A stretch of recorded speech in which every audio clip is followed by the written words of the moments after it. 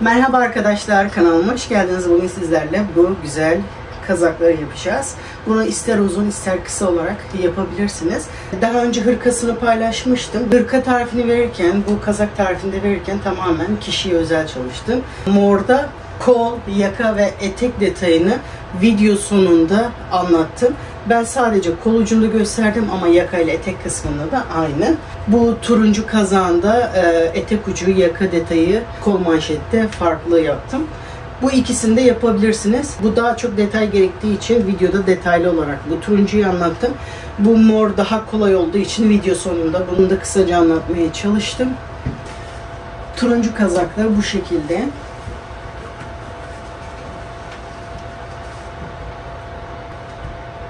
Görüntü olarak ikisi de güzel. Bu morun kol ve etek detayı daha çok bitiyor, daha az zaman alıyor. Eğer benimki çok bitsin diyorsanız bu detayı yapabilirsiniz. Ben uzun giyinmeyi sevdiğim için bu kazakları uzun yaptım. Eğer siz bunu koldaki gibi bu şekilde katlansın istiyorsanız bu kolda yaptığımız gibi büzme yapıp ondan sonra kenar detayı ekleyebilirsiniz. Sonra kazağınızı katlayabilirsiniz. Bu videonun daha çok kişilere erişmesi için sizlerin desteğine ihtiyacımız var. Videoyu başlamadan önce bir beğen ve yorum yaparak destek olursanız sevinirim. Pinterest hesabı olanlar Pinterest hesabında da paylaşabilir. Şimdi yapılışına geçebiliriz. Mor kazağı yaparken bu şekilde ip kullandım. İpimin markası bu. İpim %100 akrilik. İpimde 199 gramda 325 metre ip varmış. İpin arkasında tığ önerisi olarak 5,5 mm tığ öneriyor ama ben bunda 5 mm tığ kullandım.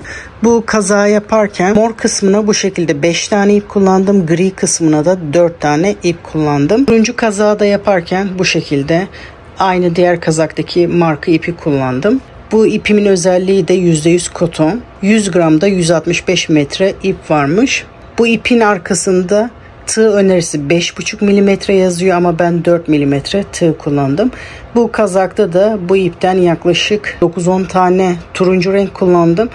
Ekru renginden de yaklaşık 6-7 tane de ip kullandım. Modele sihirli halka yaparak başlıyorum. Orta parmağımdan önden arkaya doğru doluyorum. Birleşim noktasından tutuyorum. Bu sardığım ipin arkasından bir tığımı geçirip bu ipimi alıyorum. Bir zincir atarak bu ipimi sabitleştiriyorum. Şimdi trabzanı yaparak başlıyorum. 3 zincir. Bu benim ilk trabzanım sayılıyor. Toplamda 3 trabzan yapıyorum. 2 ve 3. Arada 2 zincir. Tekrar aynı boşluk içerisinde 3 trabzan daha yapıyorum. 1 2 ve 3. Arada 2 zincir. Tekrar aynı boşluk içerisinde 3 trabzan daha yapıyorum. 1 2 ve 3. Arada 2 zincir. Tekrar 3 trabzan daha yapıyorum.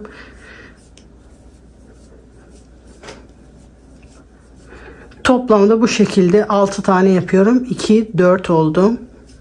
2 zincir, tekrar 3 trabzan daha. 2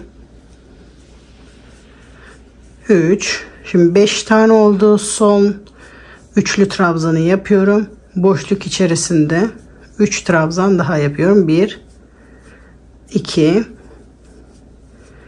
3. Şimdi halkamı iyice birleştiriyorum. Şimdi hem sıramı birleştiriyorum hem de ortasından başlayacağım.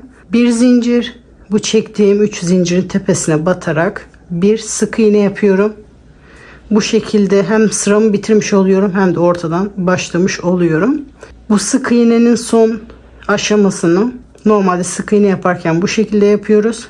Renk geçişinde ip kötü görünmesin diye sık iğne yaparken buraya battım, ilmeği aldım. Diğer rengi sık iğnenin içinden beri geçiriyorum. Bu şekilde yeni renge başlıyorum. Şimdi turuncu ile işim bitti. Diğer renge başlıyorum. İpimi koparmıyoruz burada. 3 zincir çekerek başlıyorum. Şimdi boşlukta 3 trabzan yapıyorum. Bu aralarda çektiğimiz zincirler hepsi köşe olacak. Toplamda 6 tane köşe olacak. Şimdi köşenin yarısını yapacağım başlangıçta. Diğer yarısını da bitişte yapacağım. Bu ilk trabzanım. boşlukta 2 trabzan daha yapıyorum. Toplamda 3 trabzan oluyor. Şimdi aralarda hep birer zincir, sadece köşelerde 2 zincir yapıyorum. Bir zincir çekiyorum, diğer köşeye geçiyorum. Köşelerde bir tarafta 3 trabzan, bir tarafta 3 trabzan yapacağız. 2. Şimdi 3, köşenin yarısını yaptık. Arada 2 zincir, tekrar aynı boşluk içerisinde 3 trabzan daha yapıyorum. 2 ve 3, arada bir zincir, sıradaki boşlukta tekrar köşe yapıyorum. 1 2 ve 3, arada 2 zincir, tekrar aynı boşluk içerisinde 3 trabzan daha yapıyorum. 1 2 ve 3. Bu şekilde bütün boşluklara köşe yaparak sıra sonuna kadar yapalım. Sıra sonuna kadar geldim. Bir zincir çekip bu köşenin diğer tarafını yapıyorum. İlk başladığım boşlukta 3 trabzan daha yapıyorum.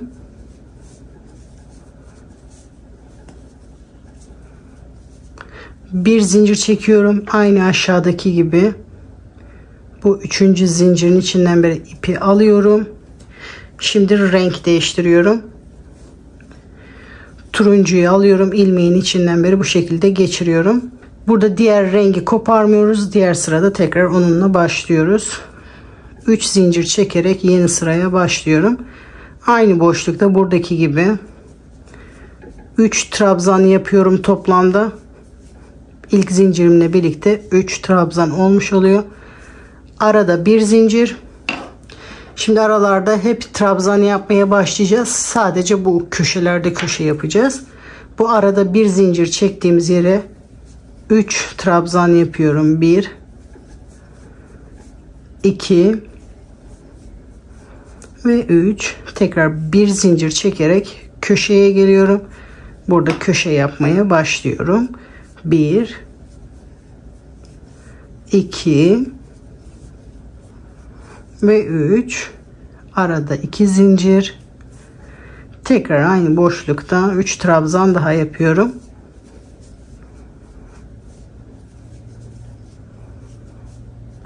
Arada bir zincir, boşluğa giderek 3 trabzan yapıyorum.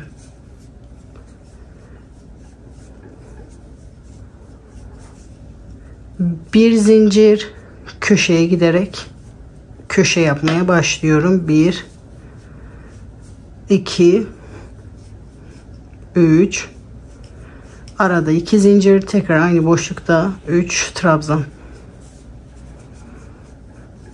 2 ve 3. Bu şekilde sıra sonuna kadar aynı buralarda yaptığımız gibi bütün kenarlarda yaparak sıra sonuna kadar yapalım. Sıra sonuna kadar geldim. İlk başladığım yerde 3 trabzan daha yapıyorum.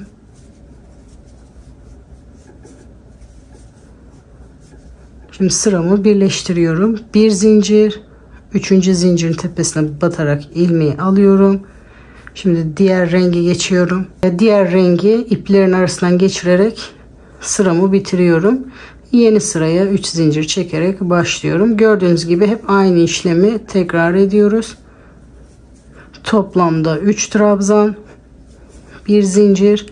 Bu aralarda hep birer zincir, 3 trabzan, bir zincir, boşlukta 3 trabzan, bir zincir, sonra köşe işlemini yapıyorum. Bir tarafta 3 trabzan, arada 2 zincir, tekrar aynı boşlukta 3 trabzan yapıyorum. Aynı işlemi yaparak bu köşelerden büyüyor yavaş yavaş. Bunu sıra sonuna kadar yapalım. Sıra sonuna kadar geldim. Bir zincir, 3. zincirin içinden bir ilmeği alıyorum. Turuncu ipimi alıyorum. İlmeğin arasından geçirerek burada sıramı bitiriyorum. 3 zincir çekerek yeni sıraya başlıyorum. boşlukta 3 trabzan, arada bir zincir, sıradaki boşlukta 3 trabzan yapmaya başlıyorum. Bu şekilde bunu da sıra sonuna kadar aynı şekilde yapıyoruz. Gördüğünüz gibi hep aynı sırayı tekrar ederek her sırada renk geçişi yapıyoruz. Bakın şöyle katladığımız zaman yavaş yavaş oluşmaya başladı. Bunu kendi ölçülerimize göre büyütüyoruz. Büyütünce nasıl ölçü alabileceğinizi size göstereceğim. Şimdi bunu büyütelim. Şimdi parçamı yapmak istediğim büyüklüğe kadar yaptım. Hemen şu şekilde katlıyorum ve ölçüyorum. Bu şekilde kendime doğru ölçüyorum. Bir kol geçecek mesafesi varsa benim için yeterli. Şu şekilde göstereyim size.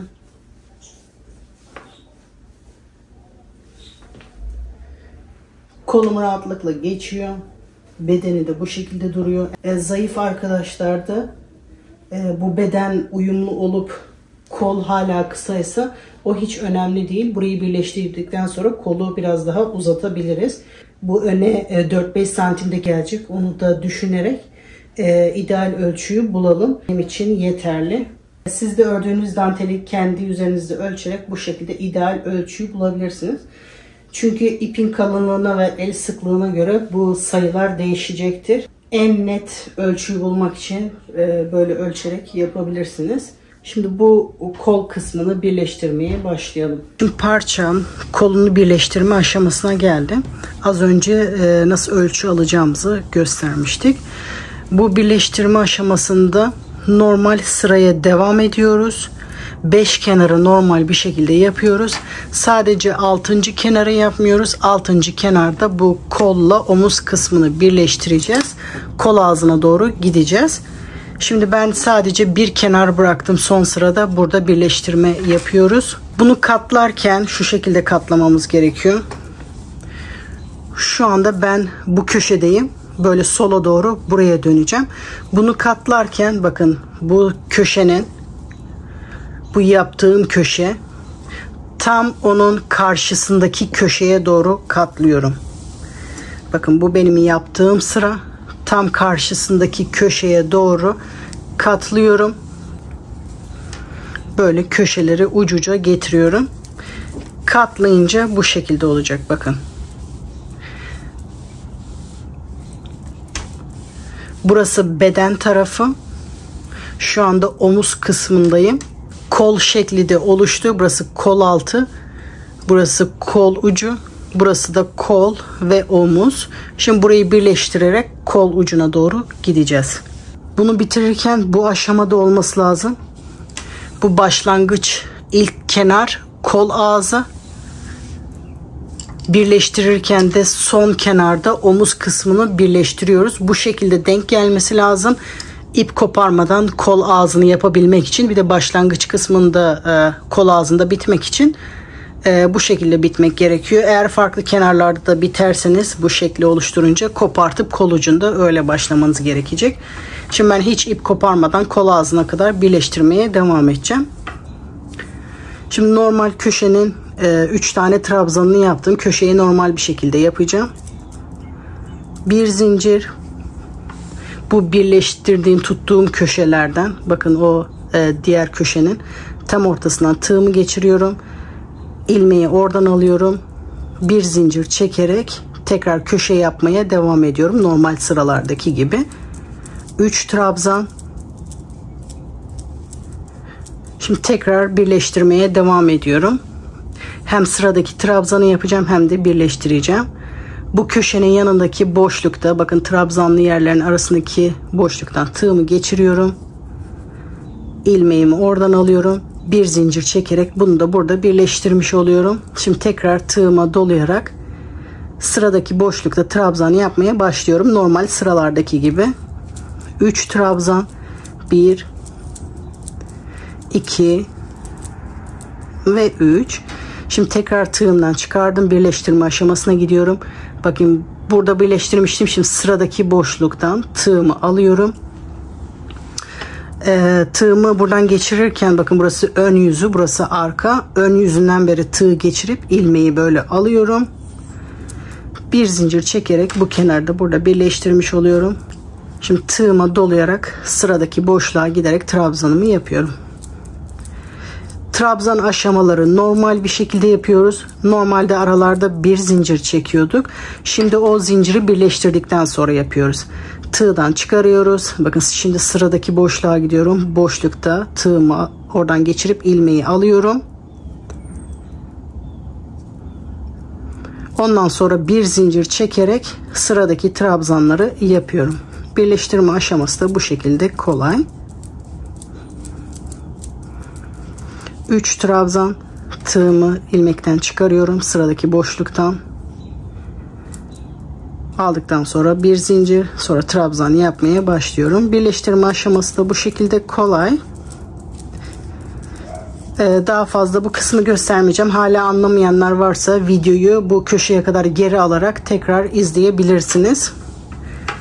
Bu şekilde birleştirmeye devam ediyorum. Bu kol ucuna kadar birleştirelim. Ben bunu turuncuda bitirmek istedim. Çünkü bu kol ucu kısmını turuncuyla yapmak istediğim için ben bu renkte bitirdim. Siz bunu düşündüğünüz renkle son sırayı yaparak bu manşet kısmını o iple yapabilirsiniz. Yani son sırayı bu manşette hangi rengi düşünüyorsanız o rengi yapın. Belki yani bu krem rengi beğeniyorsanız kremle de yapabilirsiniz. Ben turuncuyla yapmak istediğim için son sırayı turuncuyla bitirdim. Bu şekilde sıra sonuna kadar yapalım. Kolu kenara kadar birleştirdim. Şimdi son köşeyi birleştireceğim. Ondan sonra kol ucuna döneceğim. Krem iple işimiz bitti. Krem ipi burada kesip arkada saklayalım. Bir zincir çekiyorum. Bakın köşeye geliyorum. Köşenin diğer kısmını yapıyorum. Diğer 3 trabzanını yaptım. Köşede bir zincir çekiyorum. Diğer köşenin içinden beri ilmeğimi alıyorum. Tekrar bir zincir çekerek burada yaptığımız başlangıç noktasına batarak bu köşeyi de bu şekilde birleştiriyoruz. Şimdi omuz ve kol birleşti. Şimdi kol ucunu yapıyoruz. Eğer bu sizin için yeterli bir kol uzunluğu değilse şimdi burada böyle dönerek bu sıra eklemeye devam edebilirsiniz. Ben direkt kol ucunu yapacağım. Bu kenar örmeyeceğim için bu krem rengi kestim. Kol ucuna biraz daha örmek istiyorsanız direkt buradan başlayarak da örebilirsiniz. Şu şekilde yapayım. Burada birleştirirken eğer bunu sıra devam etmek isteyenler bu şekilde bitirme aşamasını bu şekilde yapsın. Tığına dolayarak burada burada ilk başladığımız yere batarak bu şekilde çakma trabzan yapıp burada trabzan yapmaya başlayabilirsiniz. 3 zincir boşlukta bu şekilde 3 trabzan, arada bir zincir, sıradaki boşlukta 3 trabzan. Bu şekilde aynı normal sıralarda ördüğümüz gibi buraya sıra eklemeye başlayabilirsiniz.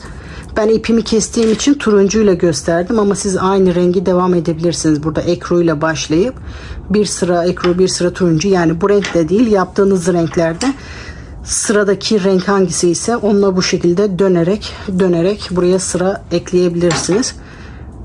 Bir sıra ben komple göstereyim. Bunu sıra sonuna kadar yapayım. Tekrar yeni sıraya nasıl başlayacağınızı göstereyim.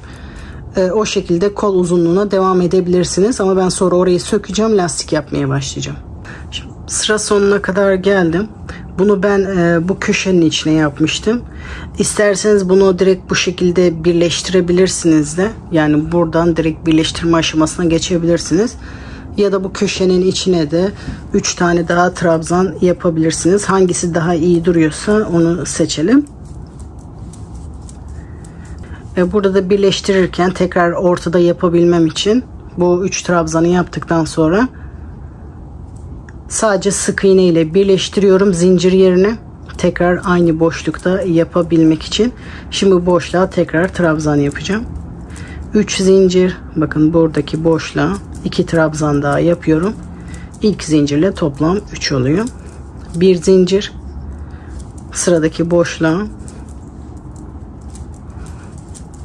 3 trabzan yapıyorum. Tabii ben şu anda bu iple devam ettiğim için yapıyorum ama bu turuncudan sonra ekru olacaktı. Ekrudan sonra turuncu. Renk sıralamasına göre bunu devam edin. Ben şu anda yapılışını gösteriyorum. Bu şekilde her sırayı böyle ekleyerek kol ucuna gelene kadar, kolumuzun hangi aşamasına gelmesini istediğimiz bölüme kadar yapabiliriz. Uzun yapıp manşeti dar yapınca böyle daha bir salaş görüntüde yapabilirsiniz. Bu kısım sizin göz zevkinize göre, kullanmak istediğiniz şekle göre yapıyorsunuz. Benim büyük beden olduğu için, ekstra fazla sıra eklediğim için kollarım da çok fazla uzun değil benim. O yüzden bu bedende yaptığım uzunluk benim için yetiyor. Manşet ekleyince benim kol ölçüme göre ideal bir ölçü. Bu kol ölçüsünü dediğim gibi, eğer sizin bedeniniz daha küçük bir bedendir, kol kısa geliyordur, bu şekilde ekleyerek kolu uzatabilirsiniz. Tabi dediğim gibi burayı tekrar karıştırmayalım. Renk sıralamasına göre devam ediyoruz. Ben ekruyu kestiğim için turuncuyla gösterdim. Ama bu şekilde yapmak da bir model. Tek renk olarak da devam edebilirsiniz manşete kadar. Şimdi ben bu birleştirme aşamasına kadar sökeceğim. Orada manşeti yapacağım. Siz de bu kolu uzatmak isteyenler bu kolu uzatıp şu anda yapacağım manşet aşamasına başlayabilirsiniz. Şimdi oraya kadar söküp geliyorum. Ben birleşim aşamasına kadar geldim. Burada manşet yapmaya başlayacağım. Şimdi yapacağımız manşet tekrar kişiye özel olacak. Bunu herkes kendi ölçüsüne göre yapacak tekrar. Direkt manşeti hiç burada kolu büzmeden, yani hiç büzgü yapmadan direkt düz olmasını istiyorsak bu şekilde de manşet yapabilirsiniz. Ama ben bu şekilde kolu toplanmış lastik şeklinde istiyorsanız bu şekilde de yapabilirsiniz, iki türlü. Benim gibi yapmak isteyenler şu anda yapacağım aşamada yapacak. Boşlukta bir sık iğne, böyle trabzanların üzerinde bir sık iğne, hiç çoğaltma eksiltme yok. Trabzanların üzerinde bir sık iğne, boşlukta bir sık iğne, trabzanların üzerinde bir sık iğne. Bunu büzmek istemeyenler, düz olanlar için sadece bir sıra sık iğne yapacaklar sıra sonuna kadar. Ama büzmek isteyenler, biz bunu burada azaltmamız lazım. Şimdi sık iğne yapmaya başlıyorum. Burada bir sıra sık iğne yapacağız ve kesme işlemi yapacağız. Birleştirmiştim. Boşlukta batıyorum. Bu zincirin içinden beri çıkıyorum. Yani bu trabzan tepesine batmış oluyorum. İpimi oradan alıyorum. Bu şekilde bir sık iğne yapıyoruz. Birer tane ilmek arada kesmiş oluyoruz. Bakın bu ikinci trabzan tepesinden batıyorum. İkinci trabzan tepesinden çıkıyorum. Yani ikisinin içinden geçerek bir ilmek alıyorum. Bir sık iğne yapıyorum. Bu boşlukta da bir zincir çektiğimiz için burayı da bir ilmek olarak sayıyorum. Boşluktan batıyorum. Sıradaki trabzan tepesinden çıkıyorum. İlmeğimi ikisinin içinden geçirip bir sık iğne yapıyorum. Şimdi ikinci trabzan tepesinden batıyorum. Her boşluk ve trabzanın üzerinde birer sefer batıyoruz. En son buradan çıkmıştık. Buradan çıkıp bunun tepesinden batmıyoruz bu şekilde. Birincinin tepesine battık. Burada işimiz bitiyor. İkinci trabzan tepesinden tekrar üçüncü trabzan tepesinden çıkıyoruz. İpimi ikisinin içinden geçirip bir sık iğne yapıyorum. 2 ile 3. trabzanla da işim bitti. Şimdi boşlukta, yani burada bir zincir var. Boşluktan giriyorum. Sıradaki trabzan tepesinden beri çıkıyorum. İpimi oradan alıyorum. Bir sık iğne. Bu şekilde aralarda birer tane kesmiş oluyoruz. Sıradaki trabzan tepesinden girip diğer trabzan tepesinden çıkıyorum. İpi oradan alıyorum. Bu şekilde bir sık iğne. Boşluktan bu şekilde hep 2-2 yaparak birer tane ilmek kesiyoruz. Bakın boşlukta. Sıradaki trabzandan batıyorum. Bakın hafif toparlanmaya başladı. Boşluktan batıyorum. Trabzan tepesinden çıkıyorum. İpimi oradan alıp bir sık iğne. Bakın hep 2-2 yapıyoruz. Bu trabzan tepesinden batıyorum. Sıradaki trabzan da tepesinden çıkınca, yani 2 tane trabzan tepesine batmış oluyorum. Oradan ipi alıyorum. Bu şekilde sık iğne yapıyorum. Bu işlemi sıra sonuna kadar yapalım. Sıra sonuna kadar geldim. Trabzanların tepesinde yaptım. Boşlukta batıyorum. Bakın burada bir de aradaki birleştirme yerine de batarak burada da bir tane sık iğne yaparak sıramı bitiriyorum. İlk sık iğnenin tepesine batarak burada sıramı birleştiriyorum. Bu manşeti kontrol ediyoruz. Kolumuzu geçirince böyle çok aşırı bolluk yoksa böyle tek sırada bırakabiliriz. Hala çok bolsa bu işlemi bir sıra daha yapabiliriz. Bu işlemi sizin bileğinizin ölçüsüne göre tekrarlayabilirsiniz. Eğer bunu bir sıra daha küçültmek isterseniz aynı diğer sırada yaptığımız gibi bu şekilde sıradaki sık iğnenin içinden diğer sık iğnenin içinden çıkarak bu şekilde kesme işlemine devam edebilirsiniz. Eğer bunu çok küçültmeyip sadece birazcık daralsın istiyor derseniz, sadece ben biraz daraltmak istiyorum derseniz bir sık iğnenin üstüne normal bir sefer batıp bir tane kesebilirsiniz. Bir normal böyle bir tane kesebilirsiniz. Bir normal sık iğne bir tane kesebilirsiniz. Ya da ondan daha az yapmak istiyorsanız 2 normal sık iğne bir tane kesebilirsiniz. O şekilde de bu kısmı ayarlayabilirsiniz. Sıra sonuna kadar yapın. Şimdi manşet yapılışına geçebiliriz. Sıra sonuna kadar geldim. Bir sefer daha kesme işlemini yapıyorum ve sıramı burada birleştiriyorum ilk yaptığımı. Şimdi manşet yapmaya başlıyorum. Bakın bu genişlik benim için yeterli. Daha fazla kesmek istemiyorum. Çok da dar olmasını istemedim. Şimdi manşeti yapmaya başlıyoruz. Bu manşeti yaparken bu genişliği siz kendiniz ayarlayabilirsiniz. Kaç santim genişliğinde istiyorsanız bu manşet kısmını o genişlikte zincir çekin. Ben bunun için 10 zincir üzerine bu manşeti yaptım. Daha dar da yapabilirsiniz. 5 zincir, 15 zincirin üzerine de 20 zincirin üzerine de zevkinize göre bu manşet kısmını genişletebilir ya da daraltabilirsiniz. Ben 10 zincir üzerine yaptım. 10 zincir manşet için bir zincirde dönüş, toplamda 11 zincir yapıyoruz. 2, 3, 4, 5, 6, 7, 8, 9, 10 dönüş içinde bir zincir yapıyorum ve sık iğne yapmaya başlıyorum. İkinci zincirin içinden bir sık iğne. Bütün zincirlerin içinde birer tane sık iğne yapıyoruz ve toplamda sıra sonuna kadar 10 tane sık iğne oluyor. Sırasıyla bütün zincirlerin içinde birer tane sık iğne yaparak sıra sonuna kadar toplamda 10 tane yapalım. Bunu her sırada sayalım. 10 tane sık iğne olması gerekiyor. Bazen farkında olmadan eksik ya da fazla yapmış oluyoruz. Bunu her sırada sayalım. Sonuncu zincirin üzerine de bir sık iğne yapıyorum. Hemen kontrol ediyorum 10 tane mi diye. 1, 2, 3, 4, 5, 6, 7, 8, 9, 10. Şimdi bu yaptığımız sırayı bu kola doğru birleştiriyorum. Bakın.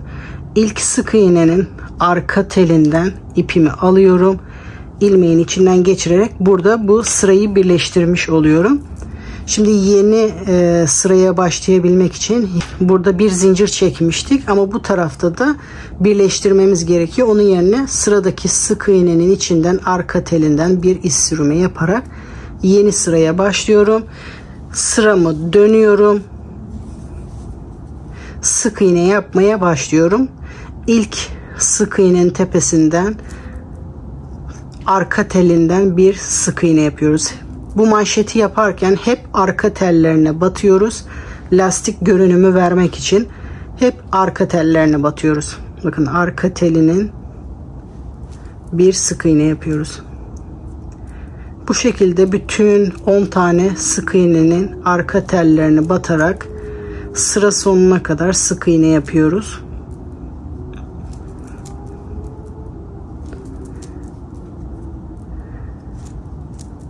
Sonuncu sık iğnenin tepesine de gelerek bir sık iğne yapıyorum. Burada dönüş için yaptığımız zincirin tepesine batmıyoruz. Ve toplamda 10 tane. Bunu her sırada sayalım. Dediğim gibi eksik ya da fazla olmasın. Bir zincir çekerek sıramı dönüyorum. Bakın lastik görünümü vermeye başladı. İlk sık iğnenin arka teline batarak sık iğne yapmaya başlıyorum. Arka teline batarak bir sık iğne. Bu şekilde bütün sık iğnelerin tepesine batarak bu kenara kadar toplamda 10 tane sık iğne yapıyorum.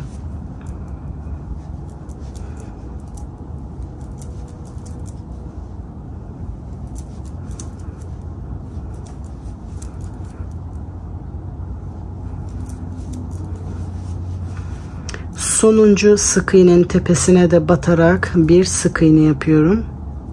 Sadece sık iğnelerin üzerine batıyoruz. Bu kenardaki iz sürmelere batmıyoruz. Şimdi sıramı birleştirmek için sıradaki sık iğnenin, bakın dönüşte buraya batmıştım. Şimdi sıradaki sık iğnenin içinden ipimi alıyorum. İz sürme yaparak birleştiriyorum. Yeni sıraya başlamak için şu anda battığımın yanındaki sık iğneye batarak bir iz sürme yaparak yeni sıraya başlıyorum ve sıramı dönüyorum. Tekrar sırasıyla hepsinin üzerine bir sık iğne yapmaya başlıyorum. İlk sık iğnenin tepesine batıyorum. Sıradaki sık iğnenin tepesine batıyorum. Bu şekilde sıra sonuna kadar bütün sık iğnelerin üzerine birer tane sık iğne yapıyorum. Bunu her sırada kontrol edelim. Toplamda 10 tane sık iğne olması gerekiyor. Sıra sonuna kadar geldim. Sonuncunun üzerine batarak bir sık iğne yapıyorum. Bir zincir çekerek sıramı dönüyorum. Gördüğünüz gibi hep bu iki sırayı tekrar ediyoruz. Son iki sıra daha yapıp ondan sonra sıra sonuna kadar yapalım. İlk sık iğnenin tepesine batarak bir sık iğne, sıradaki sık iğnenin tepesine batarak bir sık iğne. Bu şekilde sıra sonuna kadar yapıyoruz. Hiç çoğaltma, eksiltme yok. Hepsinin arka teline, her sırada bu sık iğneleri arka teline yapıyoruz ki lastik görünümü versin. Sırasıyla arka tellerine, sonuncuya da batıyorum. Sonuncu sık iğnenin üzerine de bir sık iğne. Şimdi sıradaki sık iğnenin, yani kol tarafındaki sık iğnenin arka teline batarak ipi oradan alıyorum. İlmeğin içinden geçirerek burada iz sürümü yapıyorum. Burada sırayı birleştiriyorum. Şimdi yeni sıraya başlamak için sık iğnenin içinde tekrar bir iz sürümü yapıyorum ve sıramı dönüyorum. Sırasıyla bu sık iğnelerin arka tellerinden sık iğne yapmaya başlıyorum. Gördüğünüz gibi bu manşet kısmı da kolay. Bu şekilde bütün sık iğnelerin üzerine sık iğne yaparak manşetimizi tamamlıyoruz.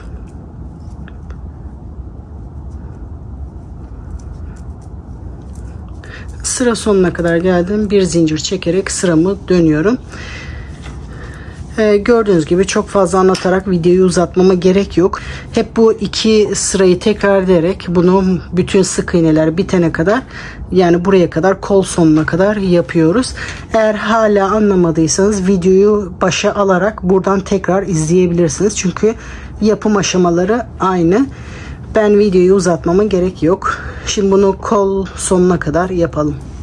Şimdi sıra sonuna kadar geldim. Sadece bir tane batma yeri kaldı. Bunu da bu sırayı yaparken birleştireceğim ve oraya batacağım. Ben bu yönden buraya doğru gidiyorum ama bu yönden bu tarafa da olabilir. Hiç sıkıntı değil. Benim sıra bu şekilde denk geldi. Şimdi hem burayı birleştireceğim. En sonunda bu bir taneye batacağım. Şimdi bir zincir çektim ve sıramı döndüm. Yine bu arka teline batacağım. Bu başlangıç sırasında zincir çekmiştik. Onun da bu şekilde bir teline batarak ikisinin içinden ipi alarak bu şekilde iz sürümü yapacağım. Bu sırada iz sürümü yaparak birleştiriyorum. Sık iğne yapmıyorum. Sıradaki sık iğnenin arka telinden, bu başladığımız zincirin de arka telinden bu şekilde iz sürümü yaparak birleştiriyorum. Arka telinden, bu zincirin de tek telinden ipimi alarak iz sürümü yapıyorum. Arka telinden bu zincire de batarak bir tel, Bu sık iğnenin arka teli, bu zincirin de tek teline batarak ikisini birlikte ipi oradan alıyorum. İlmeklerin içinden geçirerek iz sürümü yapıyorum. Sırasıyla bütün zincir ve sık iğnelerin tepesinde aynı işlemi yapıyorum. Toplamda 10 tane zincir ve sık iğne vardı. Hepsinin tepesine batarak sıra sonuna kadar yapıyorum. Bu işlemi çok sıkmayalım ki burayı böyle germesin. Normal bir ölçüde yapalım ki burası normal dursun. Sonuncusuna da batıyorum.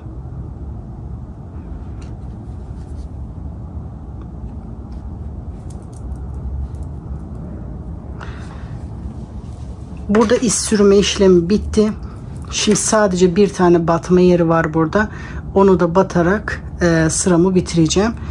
İçinden beri, bakın bu ilmeğin ortasından beri buradaki sık iğnenin, yani tek telinden batmış oluyorum. Bu ilmeği aşağı doğru çektiriyorum. Hem burayı birleştirmiş oluyorum hem de sırayı bitirmiş oluyorum. İpimi böyle kesip bu arkada ipimi saklıyorum. Hafif uzun kestim.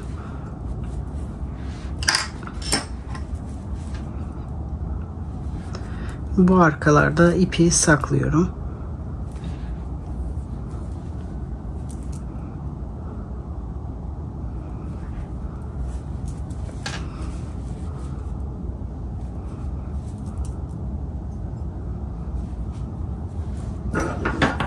Fazlalık ipi kesiyorum.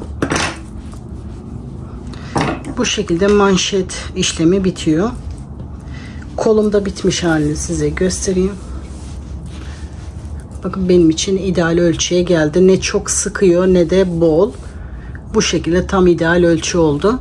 Bu sık iğneyi dediğim gibi ayarlarsanız ideal ölçüye ulaşmış olursunuz. Kolumuz hazır. Bu şekilde iki parça hazırlıyoruz. Sonra bunları birbirine ekliyoruz. İki parçasını da hazırladım. Kollar bitti. Omuzlar, kollar birleşti. Manşet kısımları tamamlandı. Bu hazırladığımız parçanın örme yönü hangi taraftaysa o taraftan başlıyoruz. Benim burada, bakın buradan sağdan sola doğru öreceğim. Bu omuzdaki birleşim noktasında köşeden başlayacağım. En son turuncu ile bitmişim. Şimdi ekru ile devam edeceğim. Ekru renkli bir zincir çekerek başlıyorum. Köşeden bir zincir çekerek sabitleştiriyorum. Toplamda 3 zincir çekerek yeni sıraya başlıyorum. Bu çektiğimiz zincir benim ilk trabzanım sayılıyor. Boşlukta 2 trabzan daha yaparak toplamda 3 trabzan yapıyorum. Arada bir zincir, sıradaki boşluğa giderek 3 trabzan yapıyorum.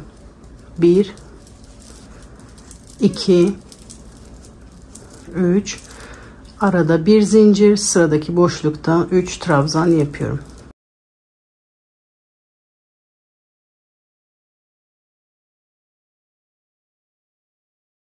Arada bir zincir çekerek sıradaki boşlukta 3 trabzan yapıyorum. Bu şekilde bütün boşlukları tamamlıyoruz. Arada birer zincir çekerek bu şekilde bütün boşlukları tamamlıyoruz. Bu köşeye kadar yapalım. Köşeye kadar geldim. Köşeyi de normal sıralarda yaptığımız gibi yapıyoruz. Bir zincir çekerek köşeye geliyorum. 3 trabzan yapıyorum. Toplamda 3 trabzan yapıyorum. Arada 2 zincir. Tekrar aynı boşluk içerisinde 3 trabzan daha yapıyorum. Tekrar bir zincir çekiyorum. Kenar sırası yapmaya başlıyorum. Başlangıçta yaptığım gibi boşluklarda 3 trabzan, arada bir zincir.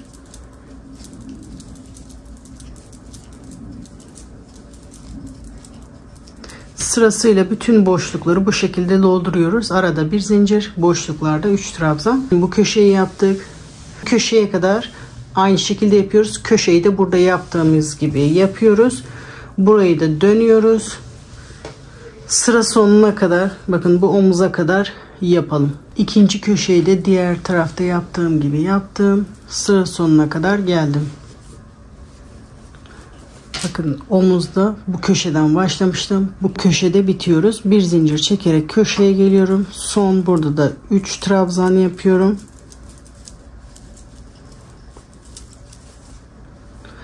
Burada ikisini birbirine birleştirmiyoruz. Bir zincir çekerek ipimi burada kesiyorum.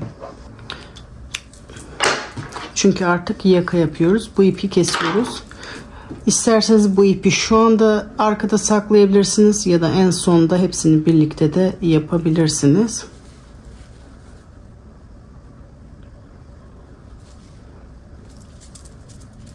Temiz durması için bu şekilde arkada saklayabilirsiniz. Şimdi turuncu rengine başlıyoruz. Bunu hep aynı yerde başlayıp aynı yerde bitireceğiz. Şimdi bir sıra bu şekilde olacak. Turuncuyu da gösteriyorum hemen. Turuncuyu da yaparken direkt boşluktan başlamıyoruz. Bunun yani ilk trabzanın tepesinden başlıyoruz. Buradan başlarsak her seferinde bu kesilecek. Kesilmemesi için trabzanın tepesine batarak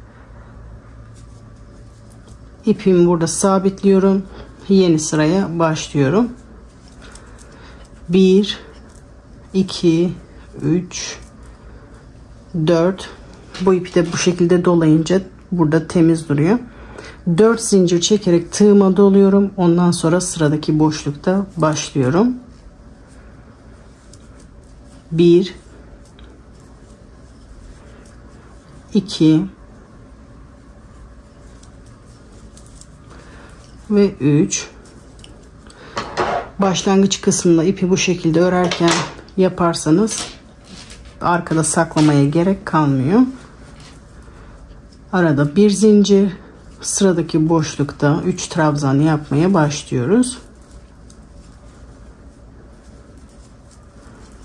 Bir zincir çekerek sırasıyla bütün boşluklara yapıyoruz.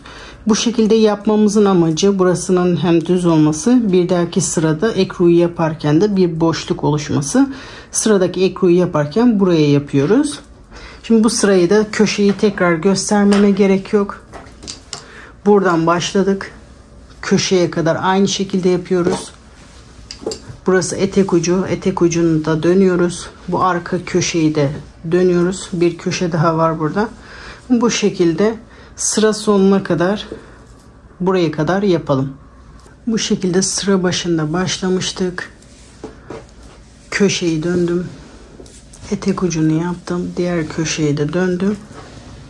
Sıra sonuna kadar geldim. Bakın sıra başında nasıl başladıysam aynı şekilde bitmem gerekiyor. Bir zincir çekerek bu trabzanın tepesine batarak bir trabzan yapıyorum.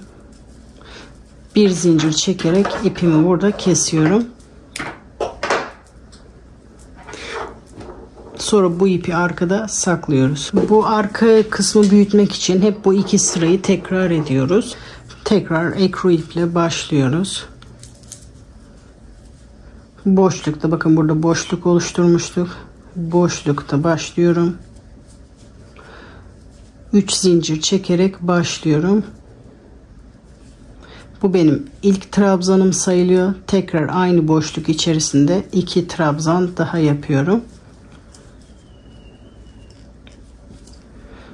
Bu şekilde toplamda 3 trabzan oluyor.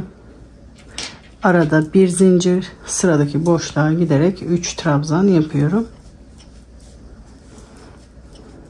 Bir zincir çekerek sıradaki boşluğa başlıyoruz. Bu sırayı da aynı bu ilk sırada yaptığımız gibi devam ederek bu sıra sonuna kadar yapalım. Sıra sonuna kadar geldim. Şu anda son boşluğa da 3 trabzan yapacağım. Arada bir zincir çektim. Boşluğa gelerek 3 trabzan yapıyorum.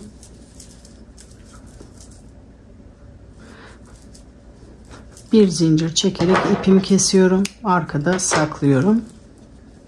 Şimdi yeniden turuncu renge başlıyoruz. Gördüğünüz gibi şu iki sırayı tekrar ediyoruz. Bir sıra daha gösterdikten sonra bu kısmı göstermeye gerek yok. Bakın bu 3 zincirin 3. zincirinden ipimi oraya sabitliyorum. 4 zincir çekerek, bu şekilde yapmamın amacı bu ipi saklamak. 2 3 bir sefer tığının üstünde, ikincisinde yapmıyoruz. 1 2 3 4. Şimdi tekrar onu tığın üstüne dolayarak sıradaki boşluğa batıyorum. Bu şekilde yapınca ipi arkada saklamaya gerek kalmıyor. Boşlukta 3 trabzan, bir zincir çekerek sıradaki boşluklara başlıyoruz. Aynı şekilde sıra sonuna kadar bunu da yapıyoruz. Bu kısmı tekrar göstermeye gerek yok. Burası yaka kısmı.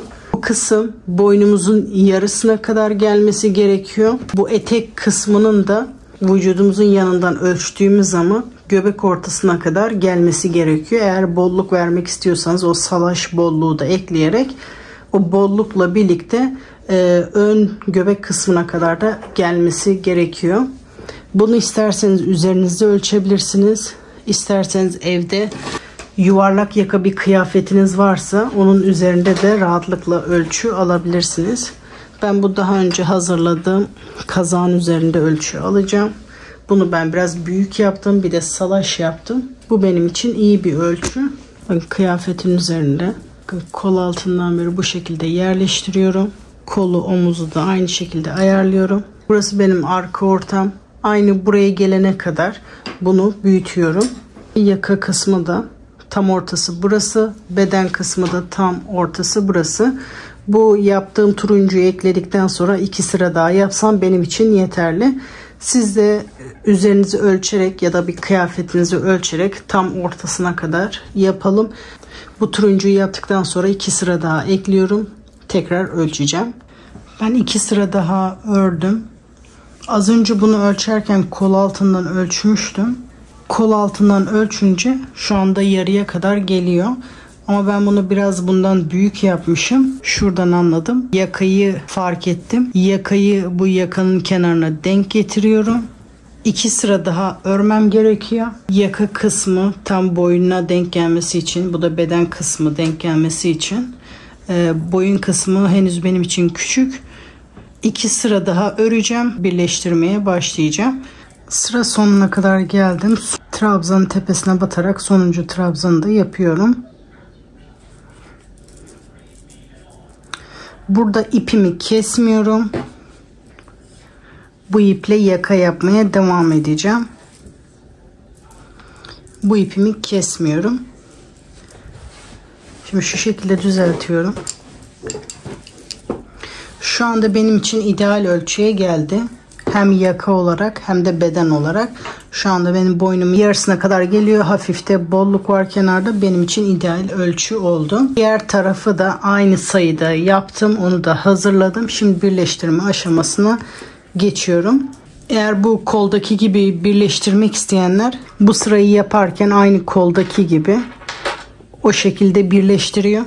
Bedende ben bu çizgi oluşmasını istemedim. Aynı mor kazaktaki gibi devamıymış gibi görünmesini istediğim için sadece ekru ile birleştireceğim.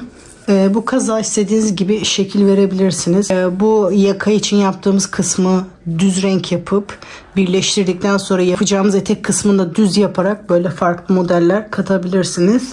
Ya da bu kısmını başka bir renk, düz renk, bu kısmı başka bir düz renkte yapabilirsiniz. Renkleri değiştirdikçe farklı modeller çıkacaktır. Yapım aşaması bu şekilde. Sadece renkleri değiştirerek ekstra motif katarak farklılaştırabilirsiniz. Şimdi normal sırada yaptığım gibi başlıyorum. İpimi buraya sabitledim. 3 zincir. 3 zincir çektikten sonra tığımı ipten çıkarıyorum.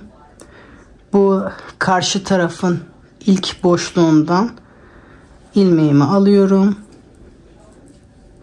Hiç zincir çekmeden tekrar 3 trabzan yapmaya devam ediyorum. 1 2 bir tane daha yapacağım. Ve 3 hiç zincir çekmeden bakın sıradaki boşluktan ipimi alıyorum. bir zincir çekerek sıradaki boşlukta trabzan yapmaya başlıyorum. 1 2 ve 3. Tığımı ilmekten çıkarıyorum. Sıradaki boşluktan bu ilmeği alıyorum. Bir zincir çekerek sıradaki boşlukta 3 trabzan yapıyorum. Aynı şekilde tekrar ediyorum. Bir zincir, sıradaki boşlukta 3 trabzan yapıyorum. Birleştirme aşamasını bu şekilde yapıyorum. Dediğim gibi koldaki gibi yapmak isteyenler bu turuncuda birleştirmeye başlıyorlar. Turuncuyu yaparken birleştirenler bu etek ucuna kadar birleştirip normal tek olarak bu etek ucunu yapmaya devam ediyorlar. Çünkü o son sırası. Ama bunu sadece birleştirmek için yaptığımız için bunu sadece köşeye kadar yapıyoruz. Sonra ipimizi keseceğiz. Bu şekilde bütün boşluklara batarak bu köşeye kadar yapalım. Yakadan birleştirmeye başladım. Etek ucuna kadar geldim. Şimdi bu köşeden önceki boşlukta yaptım. Bakın köşede ipimi alıyorum. Hiç zincir çekmeden bu köşeye bir trabzan yaparak ipimi kesiyorum.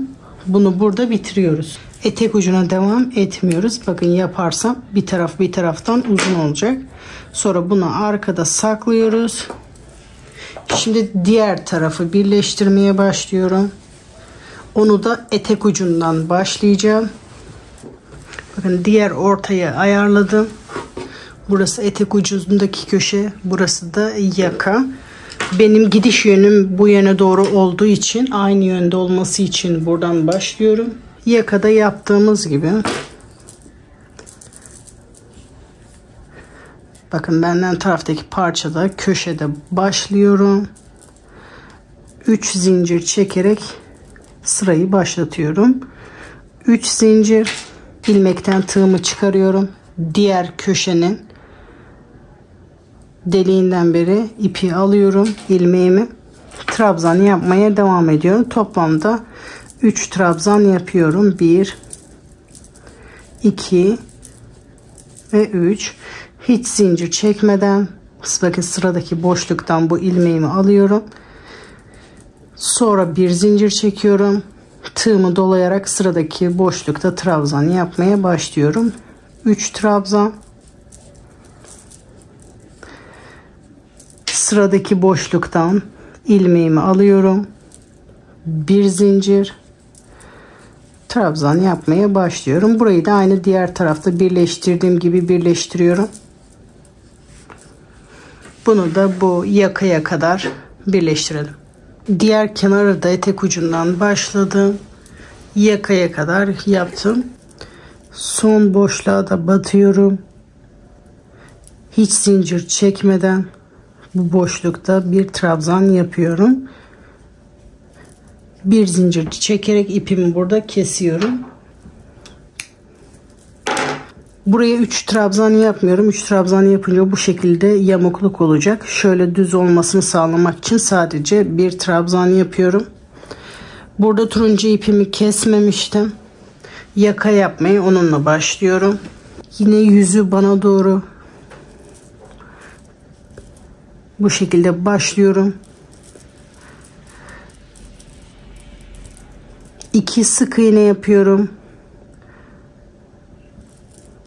Ekranın üzerinde de 2 sık iğne yapıyorum.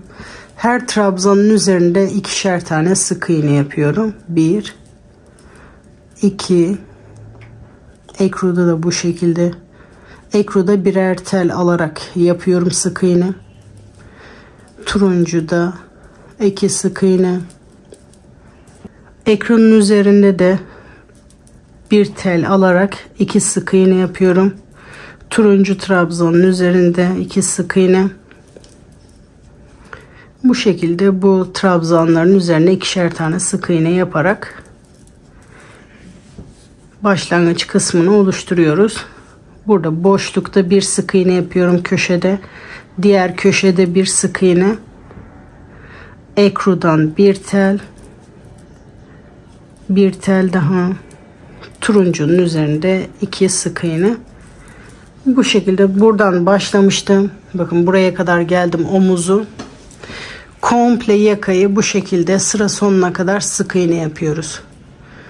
Buraya kadar yapalım. Sıra sonuna kadar geldim. Bu ilk yaptığım tepesine batarak iz sürme yaparak sıramı birleştiriyorum. Yakayı ben bu kol manşetlerinde yaptığım şekilde şu anda göstereceğim. Bunu isterseniz 5 zincirle başlayıp tek kat yapabilirsiniz. Düz duran bir yaka da yapabilirsiniz. Benim gibi şu anda yapacağım gibi böyle 2 katta yapabilirsiniz. Ben 15 zincirle başlayacağım.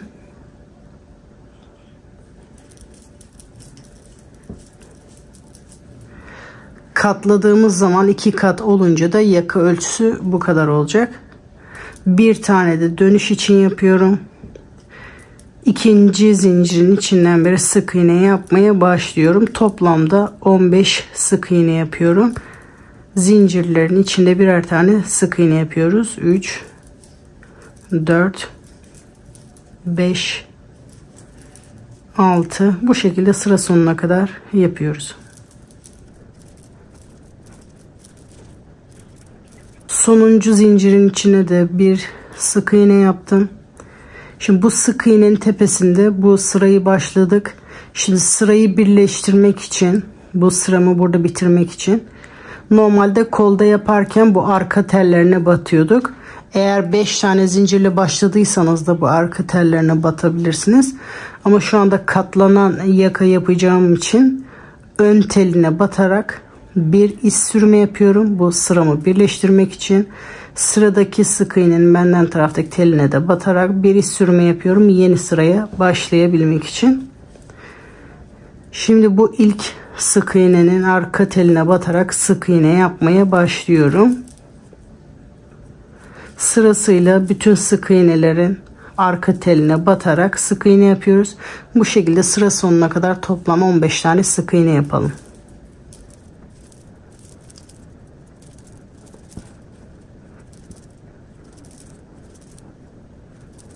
Sıra sonuna kadar geldim. Sonuncu sık iğnenin arka teline de batarak bir sık iğne yapıyorum. Bir zincir çekerek sıramı dönüyorum.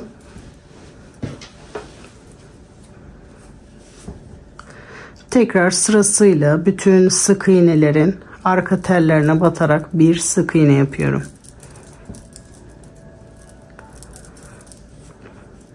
Sırasıyla bütün sık iğnelerin arka tellerine birer tane sık iğne yapıyorum. Sıra sonuna kadar yapalım.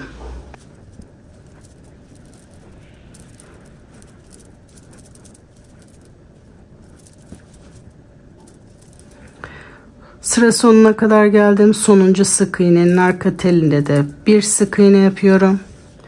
Şimdi sıramı birleştirmek için benden taraftaki telinden bir iz sürme yapıyorum. Yeni sıraya başlamak için sıradaki sık iğnenin bir telinden iz sürme yapıyorum. Yeni sıraya başlıyorum. Sırasıyla bütün sık iğnelerin arka telinde birer tane sık iğne yapıyorum. Hiç çoğaltma, eksiltme yapmadan bu şekilde sıra sonuna kadar yapalım.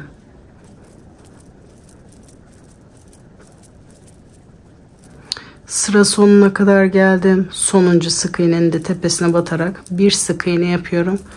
Bir zincir çekerek sıramı dönüyorum.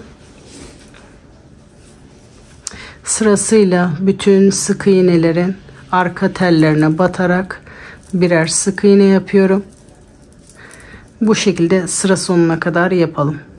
Sıra sonuna kadar geldim. Sonuncu sık iğnenin tepesine arka teline batarak bir sık iğne yapıyorum. Sıradaki sık iğnenin benden taraftaki ipinden ilmeği alıyorum. Bir iz sürme yapıyorum. Bu sıramı birleştirmek için. Yeni sıraya başlamak için sıradaki sık iğnenin benden taraftaki telinden bir ilmek alıyorum. Yeni sıraya başlıyorum. Sırasıyla bütün sık iğnelerin arka tellerinde birer tane sık iğne yapmaya başlıyorum. Gördüğünüz gibi hep bu iki sırayı tekrarlıyoruz. Aynı iki sırayı tekrarlayarak komple bu yakanın etrafına bu işlemi yapalım. Ondan sonra birleştirmeye başlayalım. Bakın yakamız yavaş yavaş oluşmaya başladı. Bu şekilde katlayınca yaka boyutu bu kadar olacak. Bu şekilde komple bütün yakayı yapalım. Yakayı komple yaptım. Başlangıç noktasına kadar geldim. Şimdi son sırayı yapacağım. Şimdi sıramı burada sabitliyorum. Ve yeni sıraya başlamak için sıradaki tele batıyorum. Şimdi bu sırada hem son sırayı yapacağım hem de diğer tarafla birleştireceğim. İlk sık iğnenin arka telini, bu diğer parçanın da, bakın burada zincir çekerek başlamıştım. Zincirin bir telinden alarak bir iz sürme yapıyorum. Arka telinden buradan da bir zincir iz sürme yapıyorum. Bir tel buradan, arkadaki başlangıç noktasından da bir tel iz sürme yapıyorum bu şekilde. Bir tel oradan, bir tel buradan. Bu şekilde hem son sıramı yapıyorum hem de burayı birleştirmiş oluyorum. Bu yüzden arkadan başlamak iyi oldu. Birleşim noktası arkada oldu. Bir tel oradan, bir tel buradan. Bu şekilde bütün sık iğneleri iç sürme yaparak birleştiriyorum.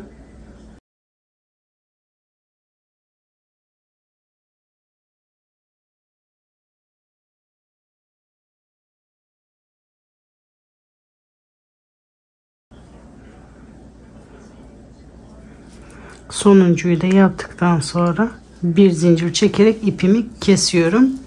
Şimdi yaka bu şekilde de çok güzel oldu. Bunu bu şekilde de kullanabilirsiniz. Hatta biraz daha uzun yapıp boğazlı olarak da kullanabilirsiniz. Dikmeden direkt sadece bu şekilde katlayarak da kullanabilirsiniz. Böyle terste dikip sadece bu şekilde böyle bir yaka olarak da kullanabilirsiniz. Bu şekilde kullanacaklar ipini kısa kesip arkada saklayabilir. Eğer arkada dikecekseniz biraz uzun ipimizi kesiyoruz. Bu şekilde ilmeğin içinden çıkararak. Şimdi burada bir iğneye ihtiyacımız olacak. Bu şekilde kalın bir etamin iğnemiz varsa onunla dikebiliriz. İpimi iğneden geçiriyorum. Tam ortadan katlıyorum. Buraları yaparken, batarken öndeki teline batmıştık. Dikerken de burada birer telleri var. Oraya batarak dikeceğiz. Tam denk getiriyorum. Bir tel buradan. Bir tel buradan. Bir tel buradan. Bir tel buradan.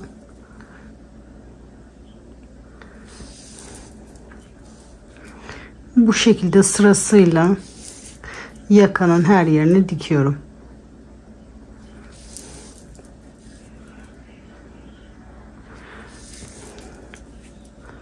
Bir tel buradan, bir tel buradan.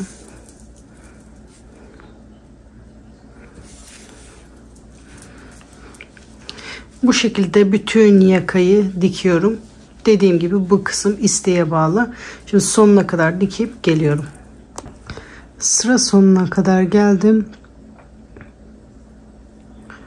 Sonuncuyu da yapıyorum. Şimdi düğüm atıp ipimi kesiyorum. Dediğim gibi bu kısım isteğe bağlı. Normal dikmeden de katlayarak da kullanabilirsiniz. Bu şekilde ileriden çıkıp ipimi kesiyorum.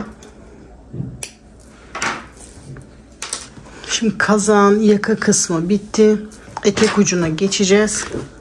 Kazağı fazla uzatmak istemiyorsanız, bu yaptığınız boy şu anda sizin için yeterli bir boysa direkt bu etek ucu kısmına geçebilirsiniz. Şimdiki yapacağım işlem kazağı uzatmak için.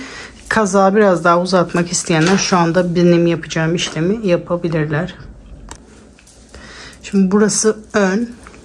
Bunu da arkadan başlayacağım. Ek yeri arkada kalması için. Burası arka ortası.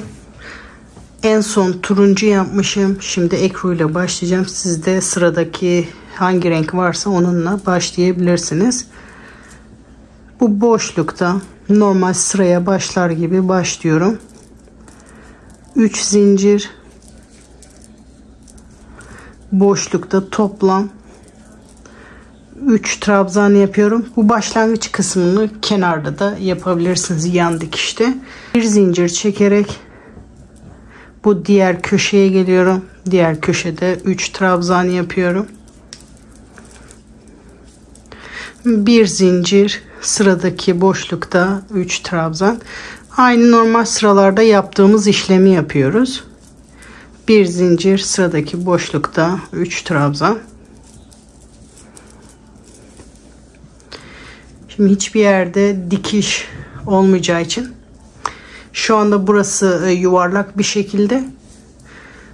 Bunu buradan başlayıp devam ediyoruz. Bakın hiçbir yerde kesik yok. Direkt buraya kadar, başlangıç noktasına kadar yapıp birleştiriyoruz. Şimdi bunu uzatmak için normal sıralarda yaptığımız gibi bir açık, bir koyu, bir açık bir şekilde uzatmak istediğimiz uzunluğa kadar uzatacağız. Şimdi bu ekruyu bitirelim. Bir sırada turuncu göstereceğim. Bunu sıra sonuna kadar yapalım. Kazak direkt bu şekilde kenar detayı yapmak isteyenler bu şimdiki kısmı geçip direkt o kenar kısmından başlayabilirsiniz izlemeye. Şimdi bunu sıra sonuna kadar yapalım. Diğer ek yerinde bu şekilde bir trabzan yapmıştık.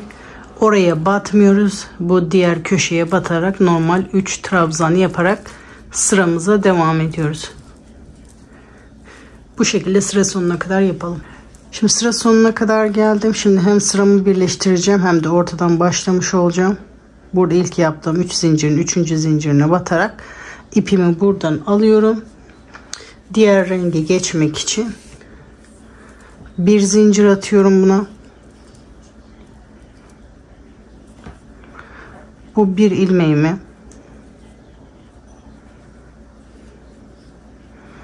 burayı tekrar iyice sıktım. Bu ilmeği bunun içinden geçirerek bir zincir yapıyorum.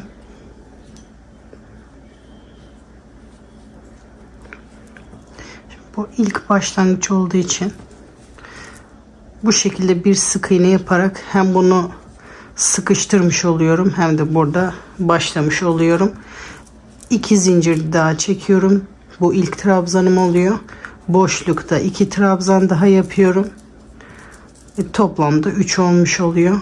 Arada bir zincir, sıradaki boşluğa giderek 3 trabzan yapıyorum.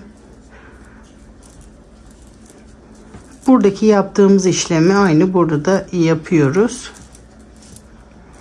Bunu da sıra sonuna kadar bu şekilde bir zincir 3 trabzan olarak sıra sonuna kadar yapıyoruz. İpimizi koparmıyoruz. Sonra yeni sıraya başlıyoruz.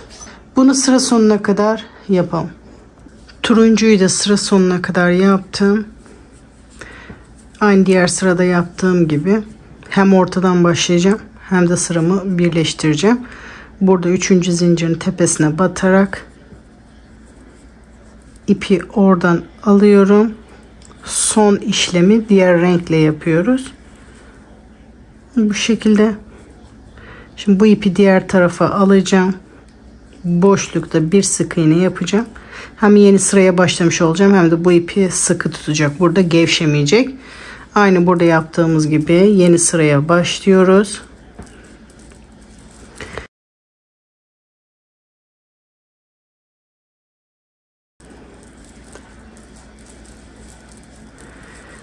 Hiç ip değiştirmeden bu şekilde kazağımızı uzatmak istediğimiz uzunluğa kadar uzatabiliriz. Bunu bu şekilde elbise de yapabilirsiniz. Uzun kazakta, tunikte yapabilirsiniz.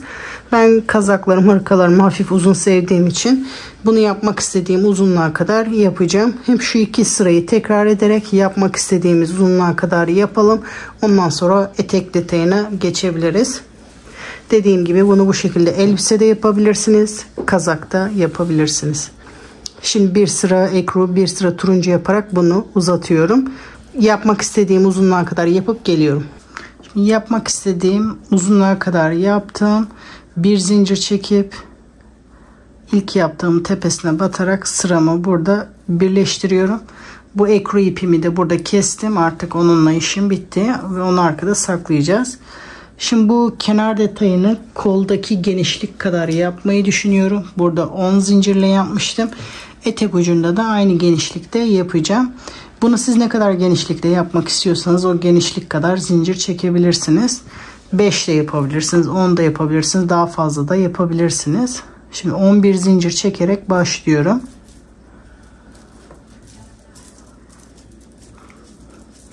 On zincir taban kısmı için, bir zincir de dönüş için. Sırasıyla bütün zincirlerin içine ikinci zincirden başlıyorum. Sırasıyla bütün zincirlerin içine birer sık iğne yapıyorum. Sıra sonuna kadar toplam 10 tane sık iğne yapıyorum.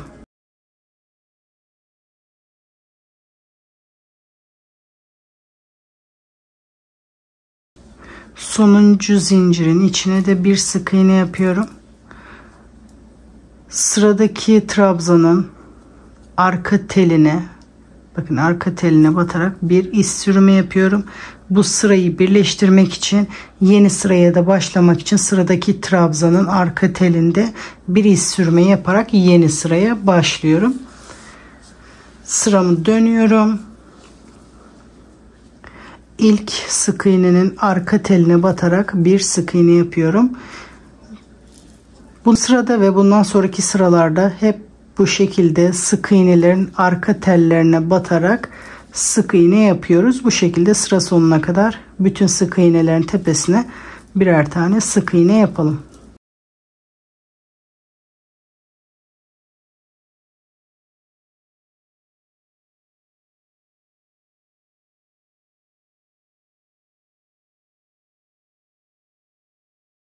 Bütün sık iğnelerin tepesine yaptık. Sonuncusuna da bir sık iğne yapıyorum.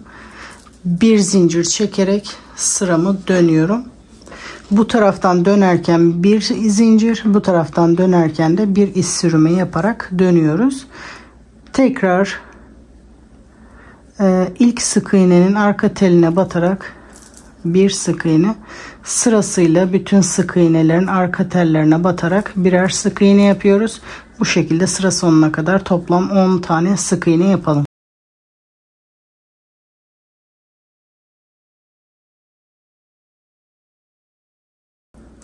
Sonuncu sık iğnenin tepesine de bir sık iğne. Sırayı birleştirmek için şu anda zincir var. Sıradaki batacağımız yer zincir. Zincirin arka telinde bir iz sürümü. Bu sırayı birleştirmek için, yeni sıraya başlamak için de trabzanın arka telinde bir iz sürümü yapıyorum. Şimdi tekrar sıramı dönüyorum. Sırasıyla bütün sık iğnelerin arka tellerine birer tane sık iğne yapıyorum. Bu şekilde sıra sonuna kadar yapalım.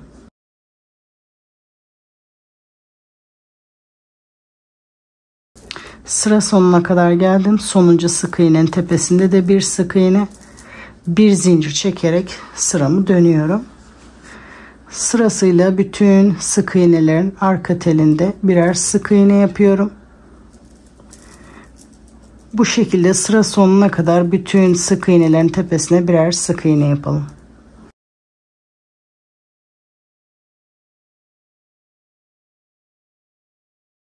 Bütün sık iğnelerin tepesine birer sık iğne yaptım. Sonuncu sık iğnenin tepesine de bir sık iğne yapıyorum.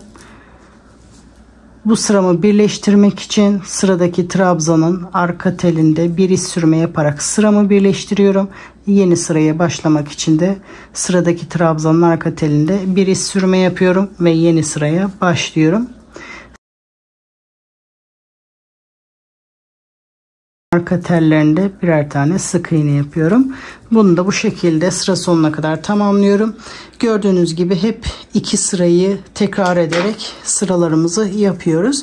Bu şekilde son iki sırayı tekrar ederek bu etek ucunu komple bu başladığınız yere kadar yapıyoruz. Bu kısmı hala anlamayan varsa, aklında soru işareti kalan varsa videoyu geri alarak baştan tekrar izleyebilirsiniz. Çünkü hepsi aynı. Bu şekilde sıra sonuna kadar yapalım. En son sırada sıramızı birleştirelim. Etek ucunu komple yaptım. Başlangıç noktasına kadar geldim. Şimdi burayı birleştirirken hem son sırayı yapacağız hem de birleştireceğiz. Normalde buradan gidip geliyordum. Şimdi sırayı döndüm. İkisini birbirine birleştireceğim. Burada başlangıç noktasında çektiğimiz zincir var. Onun bir teline batıyorum.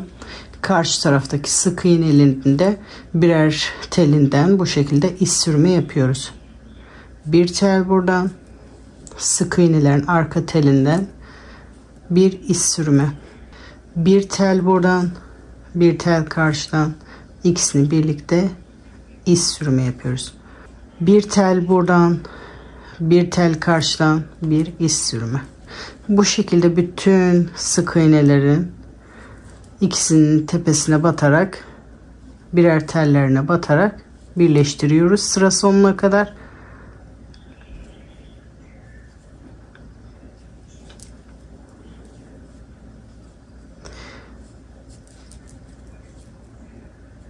Sonuncu sık iğneleri de birleştiriyorum.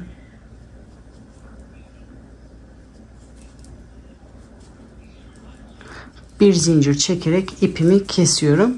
Birleştirme yeri de bu şekilde oldu. Bunun arka ortasında bu şekilde görünmesini istemiyorsanız yan dikişten başlayıp yan dikişte bitirebilirsiniz. Şimdi bu ipimizi saklıyoruz. Bu şekilde kazak yapım aşaması bitmiş oluyor. Mor kazağın kol, yaka, etek ucu yapılışı aynı. Bunu da kısaca kol ucunda göstermek istiyorum. Diğer kısımlarda da aynı yapıyoruz. Kol kısmında aynı turuncuda yaptığımız gibi büzmek istediğimiz kısma kadar büzüyoruz. Bunda biraz hafif bolluk bırakıyoruz. Çünkü bu aşamayı da yapınca birazcık topluyor. Ben bunu tek sıra yaptım. Tek sıra sık iğne yapıp kolu büzdüm. O şekilde bıraktım. Bu yaka kısmı da turuncudaki gibi aynı büzmüyoruz. Sadece normal bir sık iğne yaptıktan sonra şu anki işlemi yapıyoruz. Bu etek ucunda da hiç sık iğne yapmadan bu etek ucu kısmına geçiyoruz. Şu andaki yapacağım işlemi yapıyoruz. 3 yerde de aynı. Şimdi yakada da etekte de ilk sırada sadece trabzan yapıyoruz. 3 zincir çekerek başlıyorum. Bunu trabzan yerine saymıyorum. İlk sık iğnenin üzerine bir trabzan. Bu şekilde bütün sık iğnelerin üzerine birer trabzan yapıyorum. Yakada da aynı. Bütün sık iğnelerin üzerine birer trabzan. Etek ucunda da bütün trabzanların üzerine bir trabzan, zincirlerin üzerine de bir trabzan yapıyoruz. Ne çoğaltıyoruz ne eksiltiyoruz. Bu şekilde bütün sık iğne veya trabzanların üzerine birer trabzan yapıyoruz. Bu uç yapılışı daha kolay, daha çabuk bitiyor. Şimdi komple çoğaltma, eksiltme yapmadan bu başladığımız yere kadar trabzan yapalım.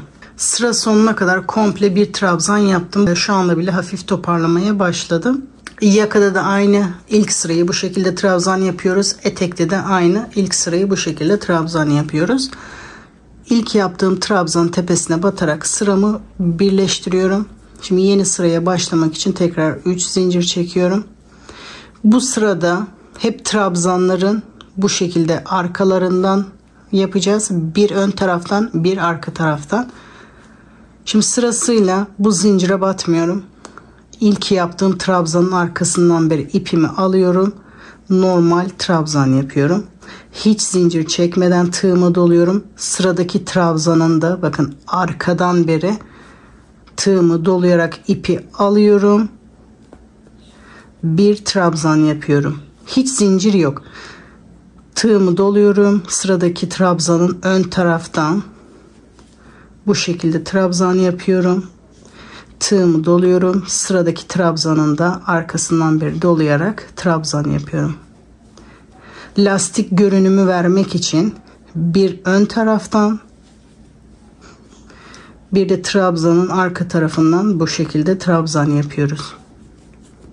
Hafif lastik görünümü vermeye başladı. Bu şekilde sıra sonuna kadar yapalım. Yakada da aynı şekilde yaptım. Etekte de aynı şekilde. İkinci sırada bir ön taraftan bir arka taraftan yaparak bu sırayı tamamladım. Bu şekilde zincir yok. Tığımıza doluyoruz. Sıradaki trabzanın arkasından beri. Bu şekilde bu başladığımız yere kadar yapalım. Sıra sonuna kadar geldim. Sonuncusunda arkadan beri yapıyorum. İlk trabzanın tepesine batarak sıramı birleştiriyorum. Tekrar 3 zincir çekerek yeni sıraya başlıyorum. Şimdi diğer sırada nasıl battıysak aynı şekilde yapıyoruz bu sırada. Bunu ön taraftan batmışım. Bu sırada ön taraftan batıyorum. Sıradaki trabzanda arkadan batmışım. Bunu arkadan beri alıyorum. Bunu da önden batmışım. Önden beri trabzanın arkasından yapıyorum. Bu şekilde diğer sırada ne tarafta yaptıysak bu sırada da aynı yapıyoruz. Ön, arka, yani bir ters bir düz oluyor. Düzünden, tersinden. Bu sırayı ve bundan sonraki sıraları aynı şekilde tamamlıyoruz. Normal sırada nasıl yaptıysak ters düz olarak yapıyoruz. Bu şekilde sıra sonuna kadar tamamlayalım. Bu sırayı da sıra sonuna kadar yaptığım sıramı birleştiriyorum. Bakın hafif toparlanmaya başladı. Bunu yaptıkça daha da toparlanacak. Bu lastik kısmını yapmak istediğiniz genişliğe kadar yapabilirsiniz. Ne kadar genişlikte yapmak istiyorsanız. Diğer yakada ben katlanabilir yapmıştım. Bu biraz zor katlandığı için bunu sadece bir kat yaparak hafif yarım boğazlı şekilde yaptım. Manşette yaptığım genişliği yakaya yaptım. İlk yaptığım trabzan sırası ile birlikte toplamda 6 sıra yapmışım. Bunu da aynı şekilde 6 sırayı yapıp bitiriyoruz. Sizler de bunu ne kadar genişlikte yapmak istiyorsanız o genişlikte yapın. İpiniz ince ise dar olabilir. Daha da sıranızı genişletebilirsiniz. Etek ucunda da biraz daha geniş yaptım. Mor ipim bitene kadar yaptım aslında. Sizler de bunu ne kadar genişlikte yapmak isterseniz o genişlikte yapabilirsiniz. Şu anda toplamda 5 sıra yaptım. Sonuncu sırayı da yapıp bitiriyorum. Gördüğünüz gibi çok kolay. Bir ön taraftan, bir tersten, bir düzden, bir tersten.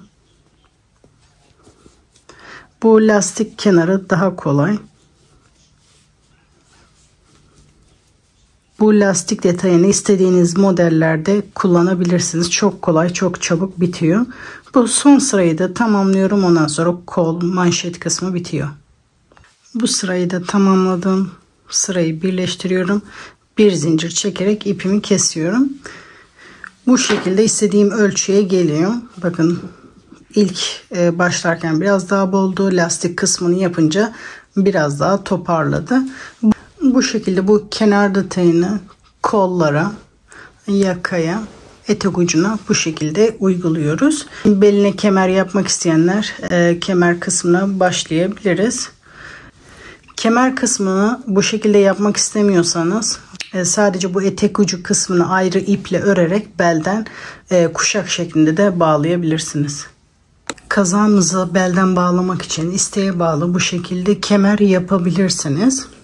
Bu kısmı sadece zincir çekerek ve iz sürümü yaparak yaptım. Şu şekilde göstereyim. Normal zincir çektim.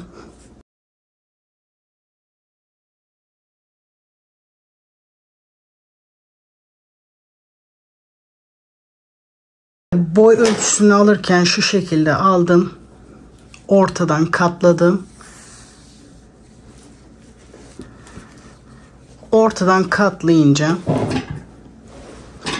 şu şekilde kazağın bir kenarından diğer kenarına kadar ölçtüm. Bu şekilde hafif bir uzunluk bıraktım. Takınca da böyle biraz esneyecek. Benim için ideal ölçüye gelecek. Siz de kazağınızı ölçtükten sonra bırakmak istediğiniz uzunluğa kadar zincirimizi çekiyoruz. Komple ölçüsüne kadar zincir çektikten sonra ben kısa göstereceğim. Şu şekilde bütün zincirlerin üzerinde bu şekilde iz sürümü yaptım. Direkt zincir olarak da kullanabilirsiniz. Ama ben birazcık kalın olması için iz sürme yaptım. Dediğim gibi sadece zincir olarak da kullanabilirsiniz. Bir tık kalın olsun diyorsanız bu şekilde benim gibi iz sürme yaparak da bu kemeri kullanabilirsiniz. Bakın bu şekilde. Bunu kazağımızın boyunca yapalım.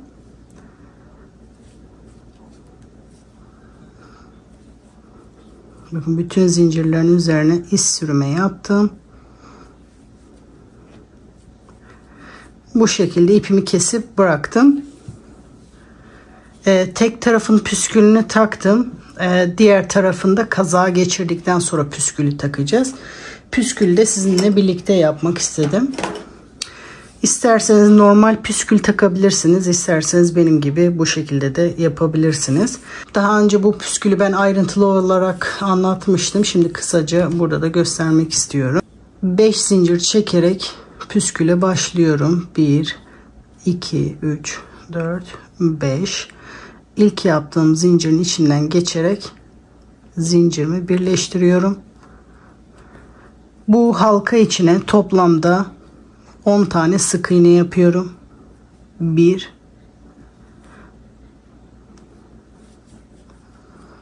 2, 3, 4,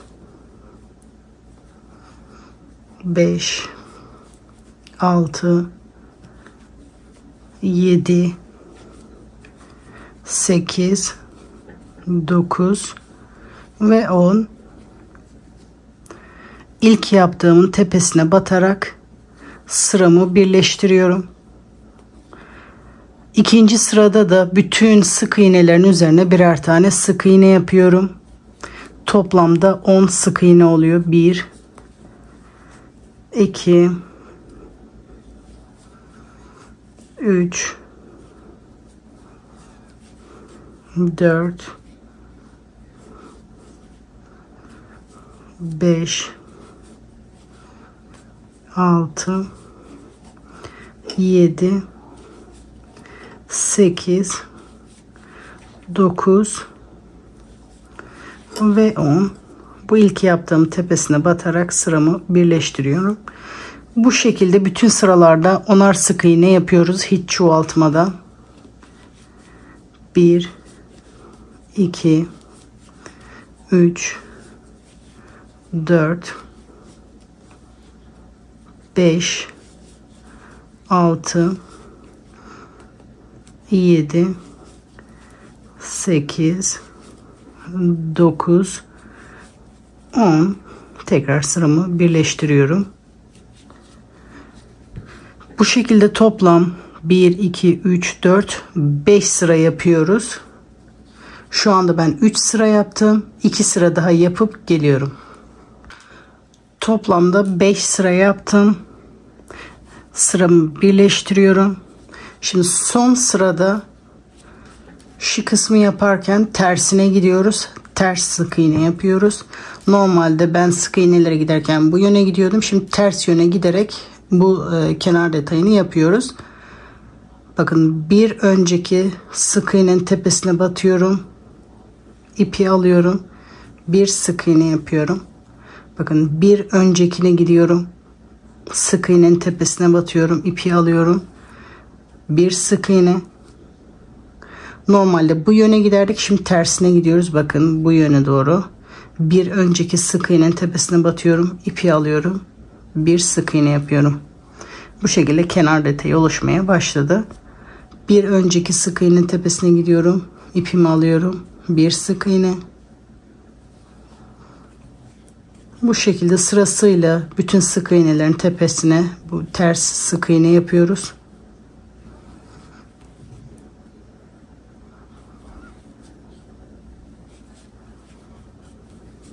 Sonuncu sık iğnenin tepesine de bir sık iğne yapıyorum.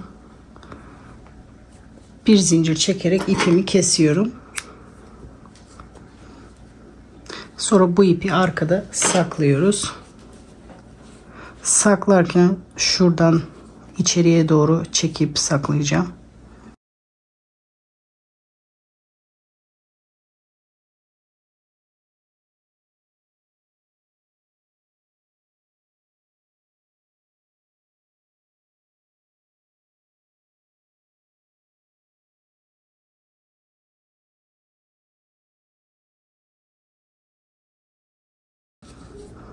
Şimdi bu kısım hazır.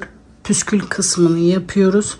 İlk önce bu şekilde 2 kat ip hazırladım. Püskülü bağlamak için sadece bir tane hazırlıyorum. Bunu sararken istediğiniz karton, istediğiniz bir kutuyu kullanabilirsiniz. Ben de yakınımda şöyle bir kutu vardı. Sarmak için ben onu kullanacağım. Bu kalınlıkta yapmak için 50 defa sardım. Siz de püskülün boyuna göre az ya da çok sarabilirsiniz. Bu şekilde toplam 50 defa sardım.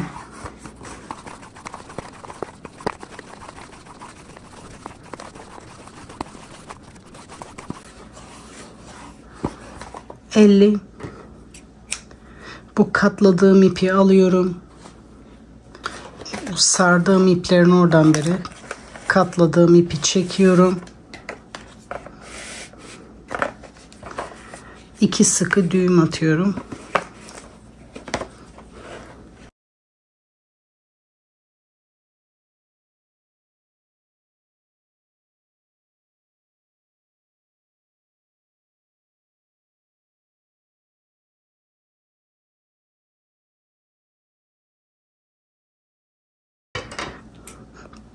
Tam ortadan püskülü kesiyorum. Bu uçlarını buna taktıktan sonra düzelteceğim. Ortadaki delikten ipleri yukarı doğru çektiriyorum.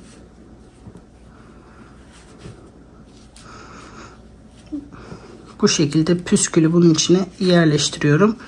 Ondan sonra bu fazlalıkları düzeltiyoruz. Bu şekilde kenarda kestim ben, kazağın üzerine ipler gelmesin diye. Şimdi bu kemer kısmını beline geçirdikten sonra takacağım püskülü. İlk önce kemeri takmak istediğimiz yeri tespit etmek gerekiyor. Ben üzerime giydim. Gri olan sıraya takacağım kol altından. 1, 2, 3, 4, 5. 5. sıra gri benim için ideal bir ölçü. Sırasıyla bu delikten aşağı doğru çekiyorum. Başlayacağım sırada bu kısımları birleştirme noktası olarak bırakıyorum. Bakın bir gri de buradan bırakıyorum. Boşluktan ipimi oradan çekiyorum, yani kemerimi. Bunu 2 boşlukta bir de yapabilirsiniz bu şekilde. Her boşlukta da yapabilirsiniz. Göze hangisi daha iyi hitap ediyorsa. Bu şekilde sırasıyla boşluklardan bir yukarı bir aşağı bu şekilde boşluklardan geçiriyorum. Sırasıyla bel çevresinden dönerek bu kısma kadar takıyorum. Şimdi sıra sonuna kadar kazağın etrafından geçirdim. Bu püskül boylarını kazağa bunun boyunu püskülü bağladıktan sonra ayarlayabiliriz.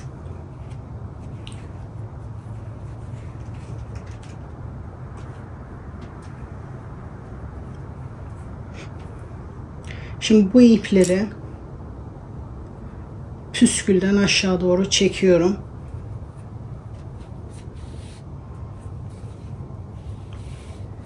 Püskülü içinden çıkardım.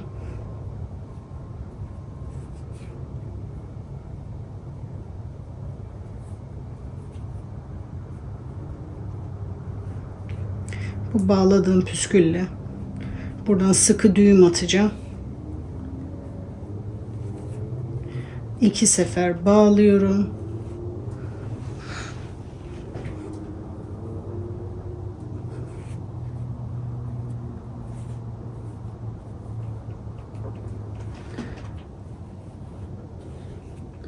Sonra püskülü çekiyorum.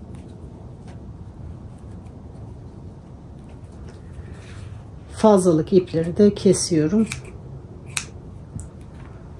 Bu şekilde püskülümüz de hazır. Kazaklarım bitti.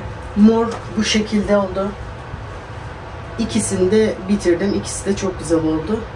Bana hangi rengin daha iyi yakıştığını yorumlar kısmında yazarsanız benim için de yardımcı olmuş olur.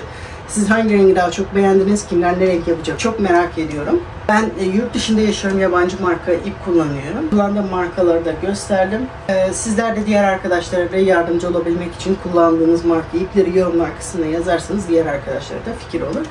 Yapacak arkadaşlara kolay gelsin diyorum. Sıradaki videolarda görüşmek üzere. Hoşça kalın.